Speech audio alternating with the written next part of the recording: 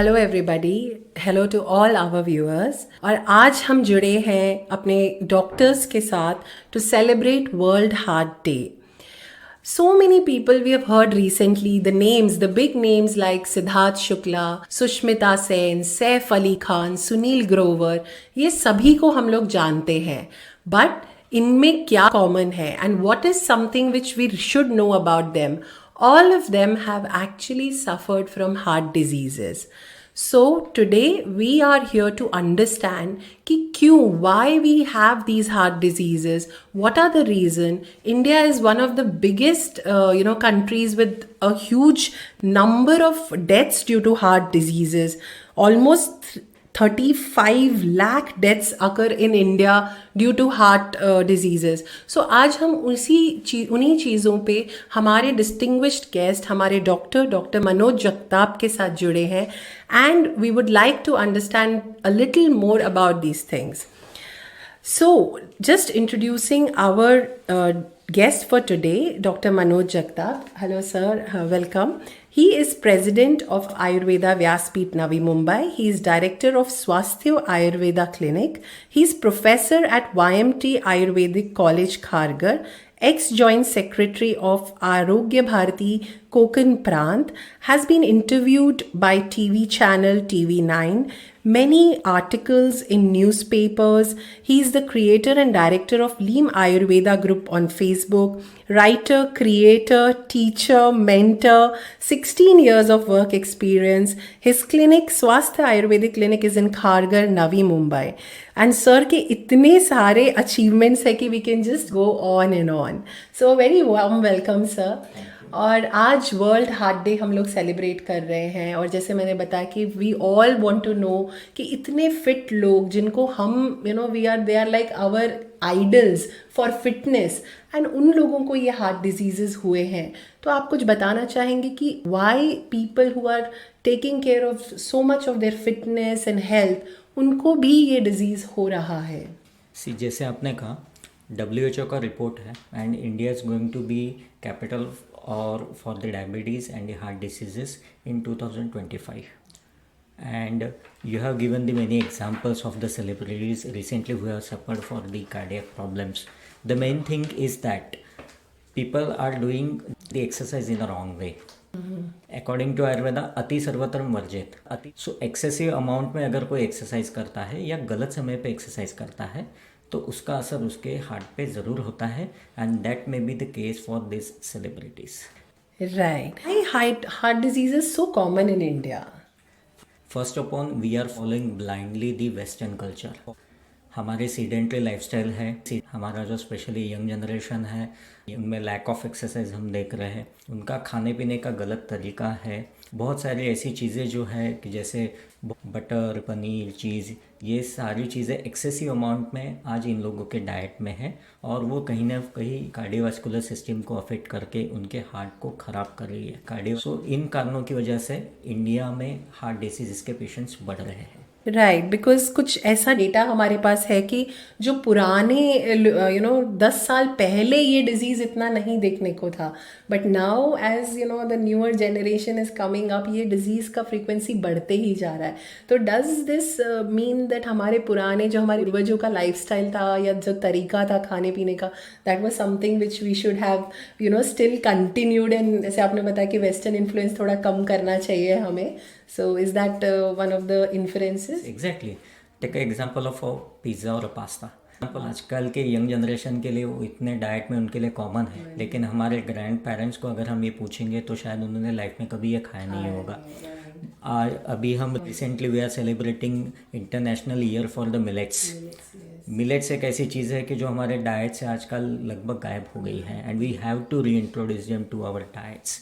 तो ऐसी बहुत सारी चीज़ें ट्रेडिशनली हमारे डाइट में थी, हमारे खाने में थी, आज हम उनको भुला चुके हैं. एंड वेस्टर्न कंट्रीज़ को फॉलो करते हुए चीज़ जैसी चीज़ें, ऑलिव ऑयल जैसी चीज़ें हम हमारे डाइट में ला रहे हैं जो एग्जॉटिक है, and we are not used to for it.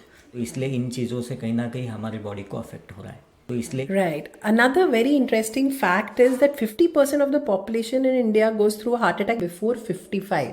So ऐसा भी नहीं है कि it is just age related. You know, actually maximum जो देखा गया है कि 70% 30 to 60 के age में ही heart attack होता है. Why is the Indian young generation so prone to the heart diseases? एक तो सबसे पहले कि हमारे कंपेयरिंग टू द वर्ल्ड हमारे इंडिया में यंग पॉपुलेशन बहुत ज़्यादा है, तो भी ये एक फैक्टर है। दूसरी चीज़ ये है कि आजकल जैसे देखा जाए तो वाइन, अल्कोहल, स्मोकिंग, इसका कंजप्शन बढ़ रहा है। बहुत सारे लोगों को वर्क फ्रॉम होम है या फिर कॉल सेंटर में जॉब करते हैं, नाइट में जॉब करते हैं, तो उनकी लाइफस्टाइल पूरी बिगड़ गई है। तो उनकी और इन कारणों की वजह से जो है कि शरीर पे असर हो रहा है। And the most important factor is you will also believe stress आज मतलब स्कूल गोइंग बच्चे को भी स्ट्रेस है। तो ये younger generation due to the stress और due to emotional trauma cardiac problems trigger हो जाते हैं, और कहीं ना कहीं इनकी वजह से बिलो 55 से 50% पॉपुलेशन में कार्डियक प्रॉब्लम्स हमें आजकल देखने मिल रहे हैं। Right.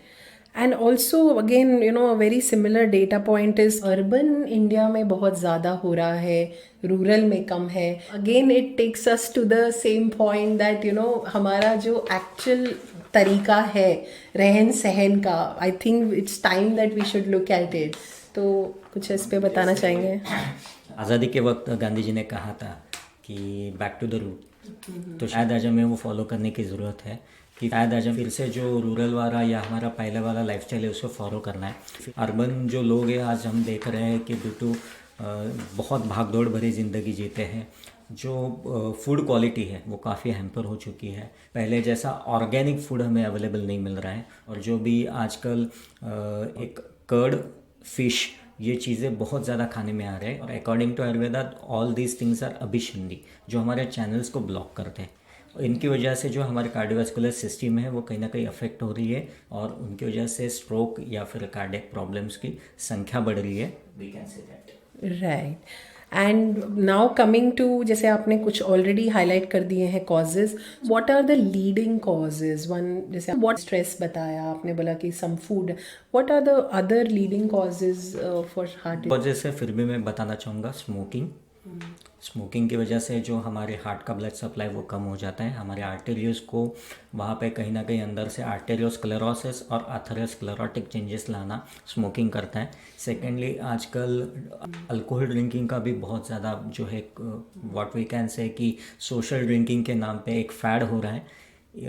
Actually alcohol drinking up to a particular certain level और विथ कुछ सम उसके restrictions it is good, but वो अगर रेस्ट्रिक्शंस फॉलो नहीं करते हैं तो उसका शरीर पे बुरा असर हो सकता है।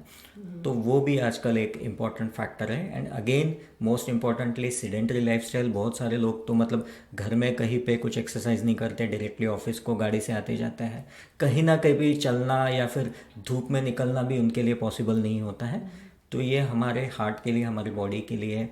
इसकी वजह से लाइफस्टाइल डिसऑर्डर्स, ओबेसिटी है, not only the heart diseases लेकिन ओबेसिटी है या फिर डायबिटीज़ है, थायराइड है, हाइपरटेंशन है, ये सारे डिसीजेस भी बहुत ज़्यादा मात्रा में हम यंगर जनरेशन में देख रहे हैं। Right. And another very interesting fact is about men having experiencing more, heart diseases than women. तो इस पे आप क्या कहना चाहेंगे? जो ये जेंडर वेरिएशन है देखा गया है इसमें, तो व्हाट इज़ द रीज़न? पहले से शायद मेल्स को सिखाया जाता है कि आप ओपन अप मत होइए या किसी से शेयर मत कीजिए। वो किसी ने कहा है कि खोलते अगर आप अपना दिल यारों के साथ तो आज नहीं खोलना पड़ता औजारों के साथ। तो ये शायद कहीं ना कहीं कम हो रहा है। और फीमेल्स में दूसरी एक चीज़ है कि उनके रिप्रोडक्टिव एज में जो मेंस्ट्रुएशन होता है, according to Ayurveda that is the one of the way of detoxification. तो उसके लिए उनकी बॉडी क्लींस हो जाती है, तो उनमें वो प्रॉब्लम्स नहीं होती।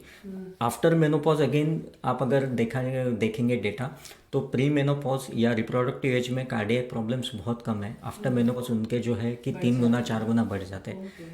मेल्स में ऐसी कुछ नेचुरली चीज़ है नहीं। तो अगेन दैट में बी द केस कि डिटॉक्सिफिकेशन नहीं हो रहा है, तो इसलिए जो है cardiac problems I think statistically देखें जाए तो 4 या 5 टाइम्स ज़्यादा है. compared yes to the females. या एंड आई थिंक आपने बहुत राइट एक पॉइंट किया है कि दे आर नॉट टोल्ड क्यों ना कि be a man and not emotional नहीं होना, रोना नहीं है. तो I think that's one of the reason. And I think as mothers और the young mothers who are there कि अपने when we are bringing up our son, we don't have to tell them that they can equally release out their emotions as well. What are the now comes the preventive part. तो क्या किया जाए कि एक तो regularly कि हम हमारा लाइफस्टाइल में ही प्रिवेंशन लेके आए कि हमारे हार्ट को हम हेल्दी रख सके. एंड अगर कुछ लोग हैं जिनको ऑलरेडी हार्ट डिजीज़ हो चुका है, तो क्यूरेटिव में भी वो कैसे उसको हैंडल कर सकते हैं. प्रिवेंशन इज़ द बेस्ट की. सेकेंडली ऑलरेडी अगर कोई कार्डियक प्रॉब्लम से जुड़ा हुआ है तो जो भी मेडिकेशंस ले रहे, लेकिन इसके साथ में lifestyle modification whenever possible under the guidance of Ayurveda practitioner, they can go for Ayurvedic Panchakarma therapies and some other treatments. Especially for heart, we suggest the Ritadhara or say Yog Basti and some other treatments which are now and some clinically proven. So ऐसी कुछ चीज़ें आप करवा सकते हैं. And main thing is that lifestyle modification. That's the key to control the factor of stress. Yoga जो हमारा ancient Indian traditional science है, तो योगा को फॉलो करते हुए जो है हम स्ट्रेस को काफ़ी कम कर सकते हैं. And it has been seen कि with the effect of yoga हम हमारे जो हार्ट का रेट कम कर सकते हैं, हमारे बॉडी में सर्कुलेशन को हम कंट्रोल कर सकते हैं. तो ये हमारे लिए काफ़ी पॉजिटिव इफ़ेक्ट्स है योगा के. तो डेफिनेटली 2-3 चीज़ें करते हुए हम इनको कंट्रोल कर सकते हैं. यस, आई थिंक आपने बहुत ही वैलिड पॉइंट कहा कि योगा, लोग कहते हैं ना कि स्ट्रेस को आप कम नहीं कर सकते बट आप उसको मैनेज कर सकते हो. And yoga will automatically help in doing that. So stress is one of the biggest reason for these diseases. So I think great on this world heart day, I think we all want to know that how we don't want to become a capital for all the diseases. I think although we have the population, but I think we should try and follow, as you said, lot of these preventive measures. And Ayurveda also works wonderfully if at all people have got heart disease. So thank you so much, sir, today for all this information. And our hearts are worth protecting. So I think we should all work towards a better and healthier heart. Thank you everybody. Thank you so much.